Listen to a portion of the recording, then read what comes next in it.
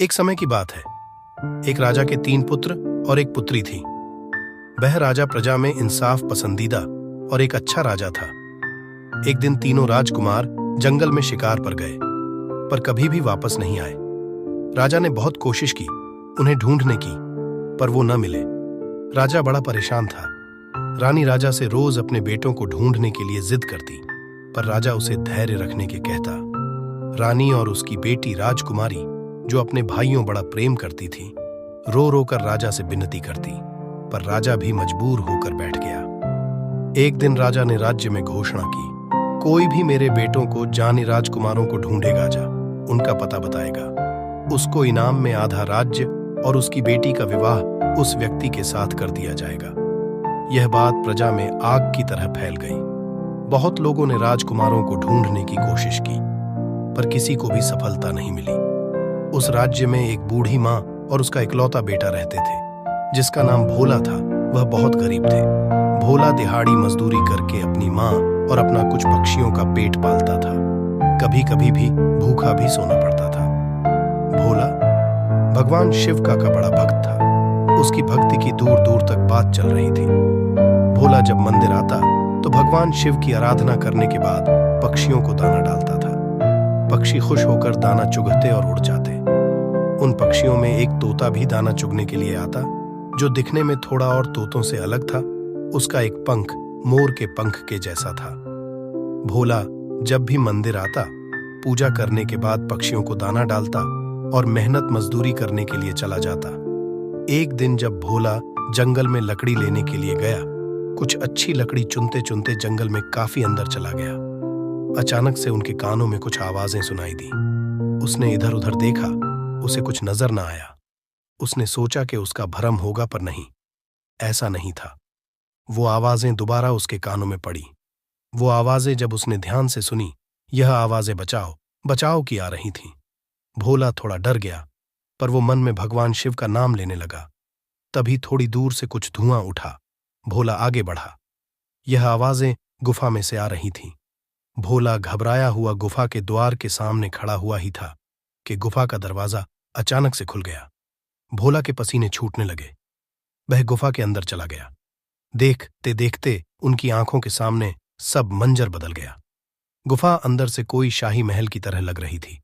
चारों तरफ सोने चांदी के ढेर लगे थे और कीमती वस्तुएं पड़ी थीं। हीरे मोती ऐसे चमक रहे थे जैसे आसमान में तारे चमक रहे हों। भोला की आंखें चकाचायद हो गई। भोला का ध्यान टूटा। वो आवाजें फिर आने लगी। उसने देखा, एक कांच की सुराही में 3 सुंदर जवान लड़के, जो आकार में छोटे लग रहे थे, देखने से कोई राजकुमार लग रहे थे। भोला सुराही के बीच खड़े राजकुमारों के पास गया और उनसे पूछा कि तुम तो राज्य के राजकुमार हो, तुम यहां कैसे?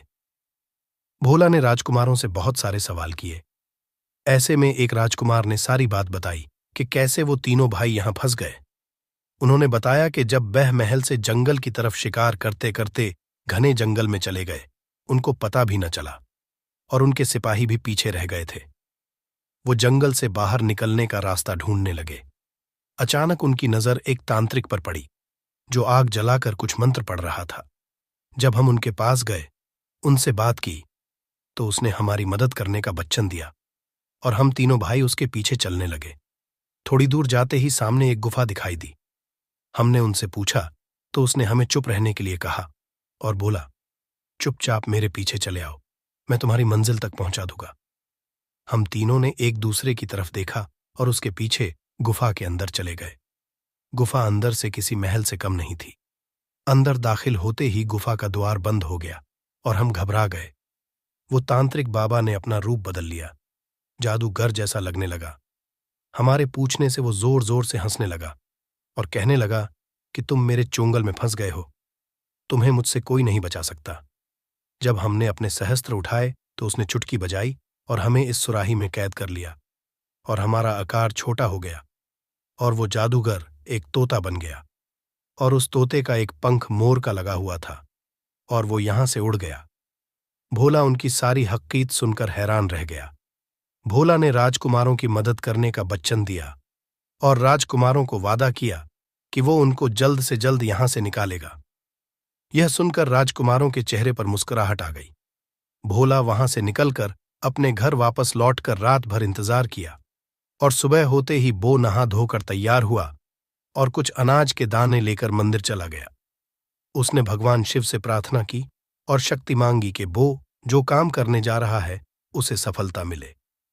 फिर बो मंदिर के बाहर पक्षियों को अनाज दाने पाने लगा। उसकी अच्छी किस्मत बहुत सारे पक्षियों के साथ साथ वो तोता भी दाना चुगने के लिए वहां आ गया, जिसके मोर का पंख लगा हुआ था। भोला ने चुपके से उस तोते को पकड़ लिया और घर में ले आया। घर भोला ने जब उस तोते को पिंजरे में डाला तो वो तोता दोबारा जादूगर की शकल में आ गया और भोला से बात करने लगा। कहने लगा, आप मुझे क्यों पकड़ लाए हैं? मुझे छोड़ दो, मुझे मत मारना। भोला ने उससे राजकुमारों का जिक्र किया और पूछा कि तुमने 3 बेकसूर राजकुमारों को क्यों अपने जादू से उस सुराही में कैद कर लिया और तुम्हारी उनसे क्या दुश्मनी है? यह सुनकर जादूगर फुट फुट कर रोने लगा। भोला ने कहा कि तुम रो क्यों रहे हो? खुद ही पाप करते हो और खुद ही रोते हो।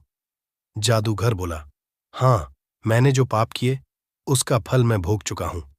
मेरे गुरु ने मुझे जब जादू सिखाया तो उसने मुझे आगाह किया था, अगर मैं अपना जादू किसी निर्दोष के ऊपर करूंगा तो खुद एक पक्षी जानी तोता बन जाऊंगा।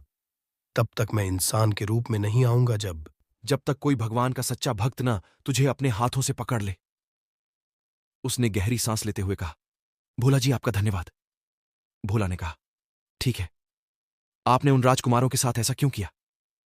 जादूगर की आंखों में आंसू थे।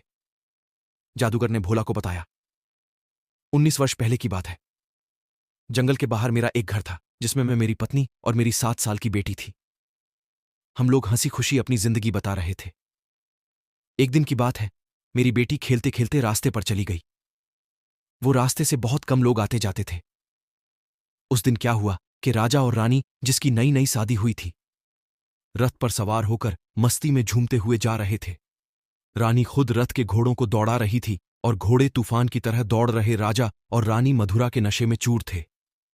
वो इतनी तेजी से उस रास्ते पर गुजरे कि मेरी बेटी को रथ के नीचे कुचल के चले गए और मेरी बेटी ने वहीं अपना दम तोड़ दिया। राजा और रानी ने मुड़कर भी नहीं देखा और बेटी के गम में मेरी पत्नी भी उसके वियोग में चली गई थी और मैं बदले की आग में जलने लगा।